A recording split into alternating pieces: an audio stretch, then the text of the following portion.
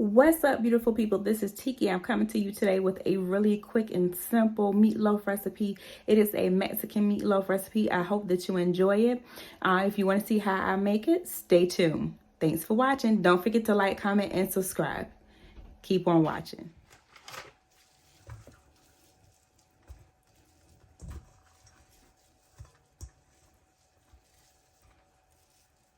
So I'm going to start adding my seasonings. So for the seasonings, just season it to your taste for your normal seasonings. I'm adding some adobo seasoning, some onion powder, some complete seasoning,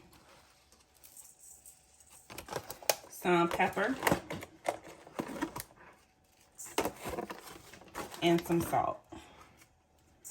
Now, the seasoning that you actually need for the recipe itself is taco seasoning. So you can buy a package of taco seasoning if you don't have a container like this. So you want to use one package of taco seasoning.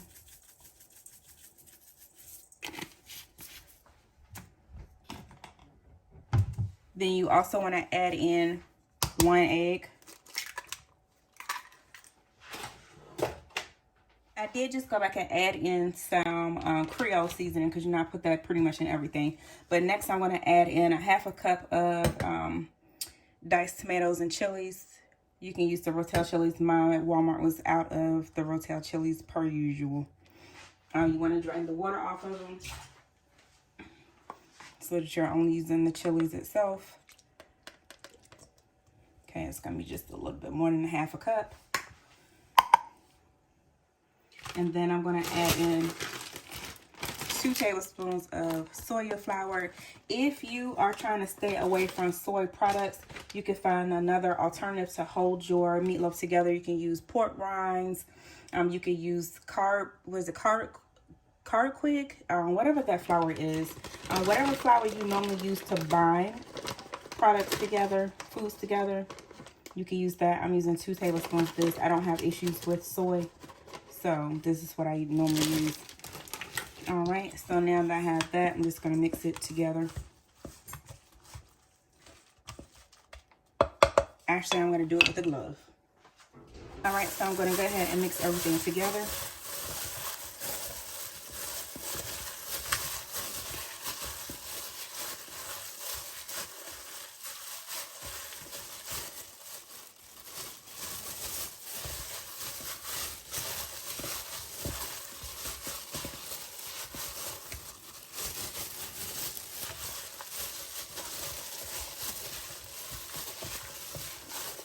All right, so I got that combined.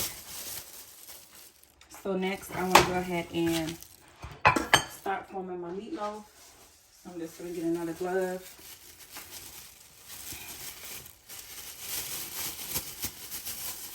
So I'm going to take half of the mixture. I just want half of it. And I'm going to start forming the meatloaf.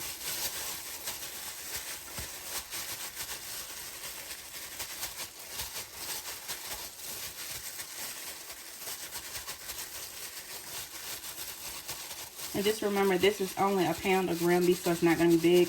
If you have a larger family, of course, you can add more meat to this and double the recipe to accommodate how many people that you need to feed. It's just me, so my recipes are always going to be just for me and maybe one other person, or just me and enough for leftovers the next day. So next I'm going to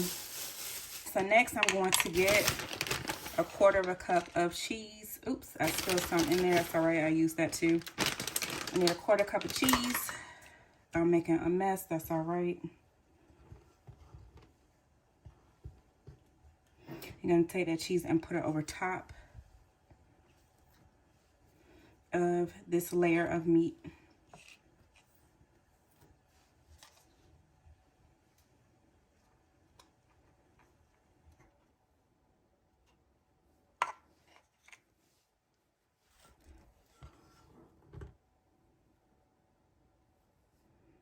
And you're going to put it towards the center, because we're going to put the rest of the meat on top of this. So it's going to be like stuffed in the middle. All right. So next you want to take the rest of the meat that you have.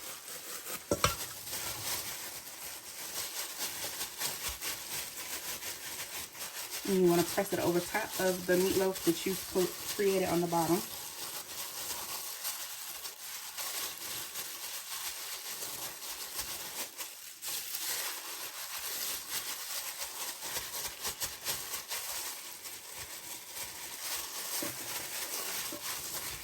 And I like to use the loaf pans from the Dollar Tree. I just didn't feel like going to the Dollar Tree to get a loaf pan, but you don't necessarily need one. If you have the patience to do this, then that's fine.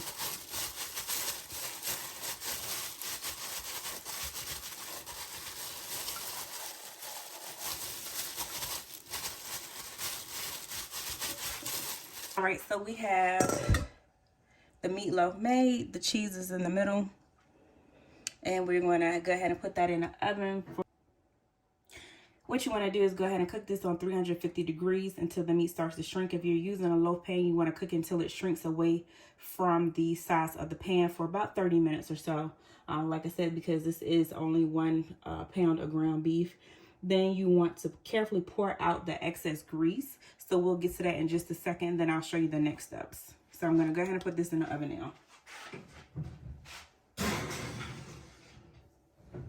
Here's my finished meatloaf. I took all of the fat from around the meatloaf. I drained it like I told you. I put the remaining 1/4 cup of the cheese that the recipe calls for on top. I put it back in the oven until the cheese melted on top, and it is all done. I'm gonna go ahead and plate it up and serve it for dinner. I hope you enjoyed this video. If you have any questions, feel free to ask down below. Don't forget to like, comment, and subscribe. Thanks for watching.